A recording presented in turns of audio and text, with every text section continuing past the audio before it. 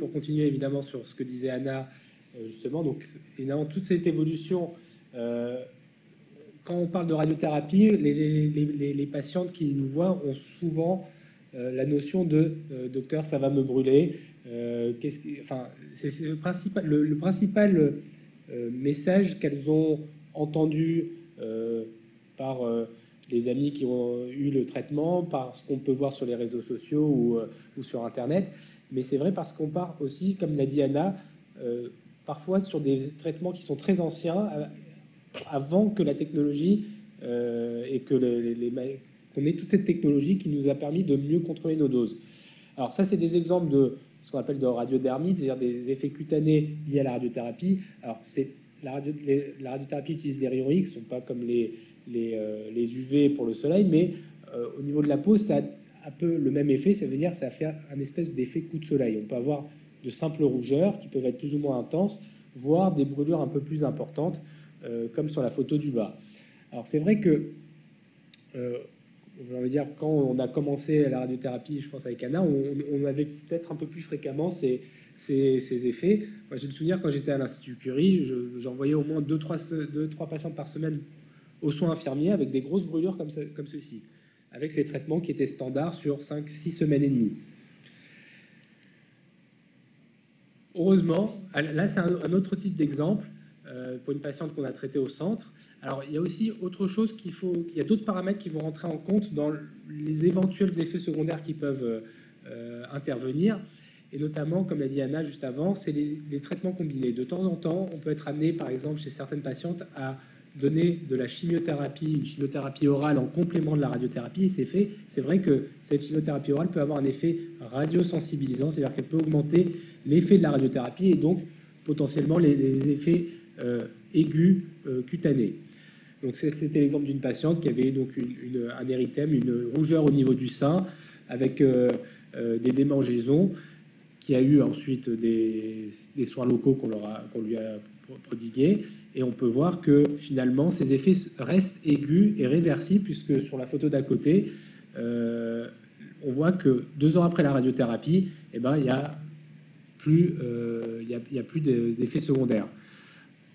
Les plasticiens, je crois, sont partis sur l'histoire de la reconstruction, enfin pas la reconstruction, je ne sais plus si c'était une mastectomie, non, c'était une partielle, ou même les chirurgiens, enfin en tout cas, les résultats esthétiques étaient vraiment excellents. Après, c'est l'histoire du sein contralatéral, ça c'est avec le plasticien qu'il faut en discuter, mais comme quoi, finalement, on a aujourd'hui, heureusement, peu de séquelles de ces radiothérapies. Donc il y a plein de paramètres qui pourront rentrer en compte. Il y a également les antécédents médicaux de la patiente. Est-ce qu'elle est diabétique? Est-ce qu'elle est fumeuse? Est-ce qu'elle est en surpoids?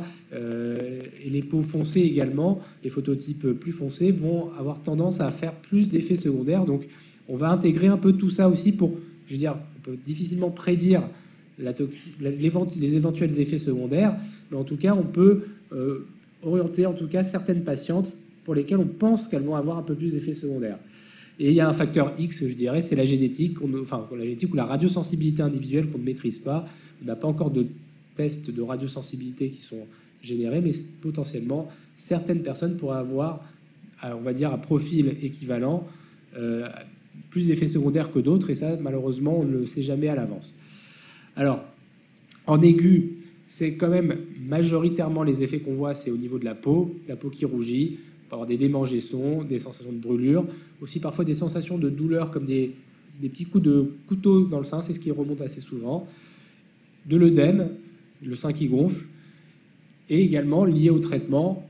Alors il y a évidemment les allers-retours tous les jours, aujourd'hui c'est 3 semaines, voire dans certains cas, mais ça on peut en discuter 1 semaine, mais c'est pas encore généralisé, on a beaucoup moins de recul sur ces traitements très courts, donc il faut rester encore très prudent aujourd'hui.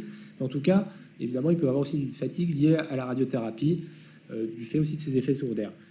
Et de façon tardive, c'est quand même heureusement beaucoup plus rare. Alors ça l'était plus fréquemment autrefois avec les anciennes techniques, et notamment avec le cobalt, qui était très généralisé jusqu'au début des années 2000.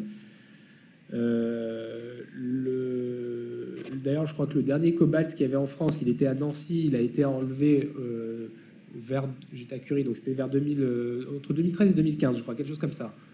Ouais. Donc, pour dire que le cobalt, même si ça paraît très ancien, il y en avait encore quelques-uns qui sévissaient en France.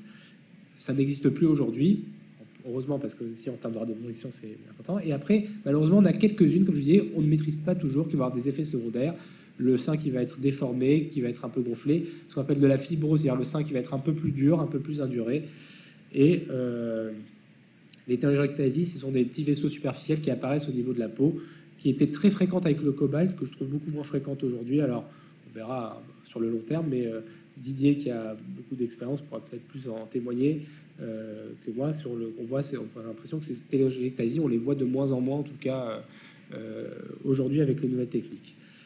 Ce qui est important aussi, on disait que par rapport à la fibrose, c'est-à-dire ces indurations, ce qui est aussi important, c'est d'anticiper, ça veut dire dès le post-opératoire, prévenir. Ça peut être de la kiné, et il y a des réseaux de kiné du sein qui sont spécialisés dans le cancer du sein, qui sont très importants d'intégrer aussi dans cette prévention aussi des effets secondaires tardifs. Ça, c'est juste des cours, mais c'est juste pour vous montrer que justement ce fameux, comme on disait initialement, on avait un peu peur des effets secondaires en diminuant le nombre de séances, en augmentant la dose par séance.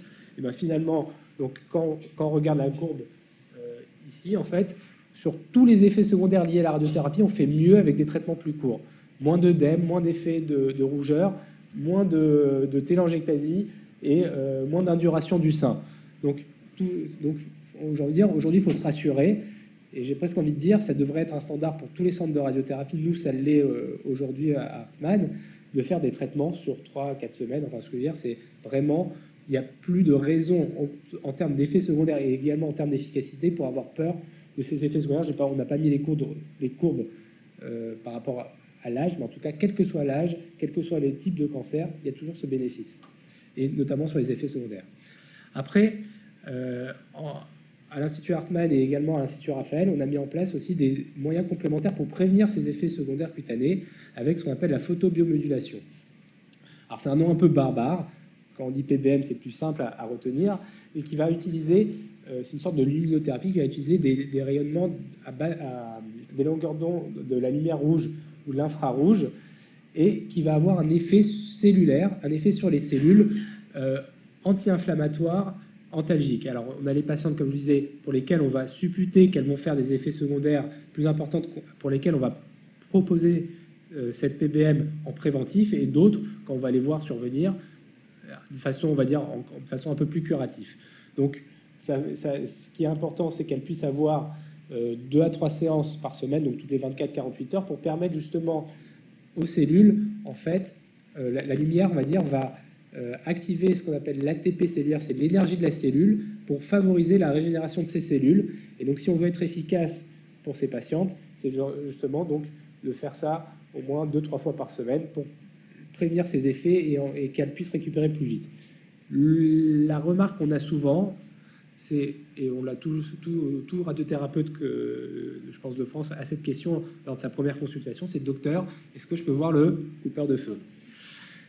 Alors, si je suis, je vais dire, j'anticipe les questions déjà à l'avance. Si on est, on va dire, evidence-based medicine, de façon analyser nos pratiques et ce qui se fait, le coupeur de feu, la difficulté, c'est que ça n'a jamais été évalué scientifiquement. Alors, certains témoignent du bienfait des coupeurs de feu, mais le problème, c'est qu'on ne sait pas non plus s'ils coupent le feu, est-ce qu'ils ne coupent pas l'effet de la radiothérapie à côté. Et ça sera impossible à mettre en évidence, enfin, d'un point de vue scientifique. Donc, la PBM qui, elle, a des publications, permet de limiter ces effets secondaires. Au moins, c'est une alternative scientifiquement prouvée qu'on met à disposition des patientes et gratuitement. Enfin, je veux dire, sans, en tout cas, enfin, il n'y a pas de frais à débourser pour le bienfait, justement, de ces patients. Donc voilà, comme je disais, un effet anti-inflammatoire, ça permet la régénération des cellules saines, c'est un effet de cicatrisation et analgésique. Alors, je n'ai pas parlé de crème, mais on a tous nos philosophies sur les crèmes et quelles crèmes qu'on va utiliser. En tout cas, ça se fait jamais dans un coin, toujours en concertation avec l'oncoradiothérapeute qui préconisera la crème la plus adaptée à la situation que chaque patient va présenter. Si ça démange, si ça brûle, on va voir en tout cas celle la plus adaptée et le niveau de la brûlure s'il y en a en tout cas.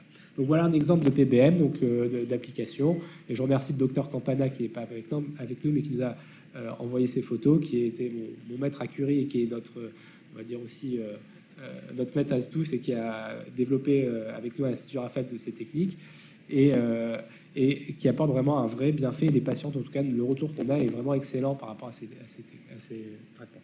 Pour la surveillance, je vais peut-être pas trop en parler parce que les radiologues l'ont déjà fait. En tout cas, ce qui est important, c'est cette surveillance qui est multidisciplinaire, avec le chirurgien, avec les radiologues, avec les oncologues médicaux quand ils interviennent, les généticiens quand ils sont là, évidemment, tout le monde de façon concertée, les examens les plus adaptés en fonction de chaque situation.